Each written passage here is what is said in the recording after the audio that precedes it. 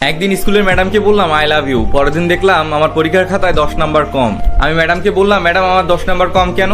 তখন ম্যাডাম বলল তোমার বেয়াদবের জন্য 10 নাম্বার কাটা হয়েছে। হেডমাস্টারকে বললাম স্যার আমি আপনাকে সেই রকম ভালোবাসি। পরের দিন দেখি টিসি লেখাটা হাতে। স্কুল থেকে বাড়িতে গিয়ে সামনে দেখি ভাইয়াকে বললাম ভাইয়া আমি তোকে অনেক ভালোবাসি। তখন ভাই বলল দেখ নতুন শার্ট নেওয়ার ধান্দা তাই না?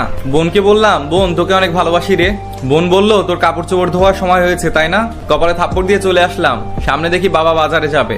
বাবাকে বললাম বাবা আমি তোমাকে অনেক ভালোবাসি। বাবা বলল এখন আমার পকেটে টাকা নেই। টাকা নেবার ধান্দা তো ভালোই করছিস, সব জায়গাতেই আমার ভালোবাসা ব্যর্থ হলো, কপালে বুঝি ভালোবাসা নেই। এই বলে চিন্তা করছি আর মনে মনে ভাবছি যে মাকে এবার আই লাভ ইউ বলবো। মা রান্না করছিল, আমি রান্নাঘরে গিয়ে মাকে বললাম মা আমি তোমাকে অনেক ভালোবাসি, আই লাভ ইউ মা।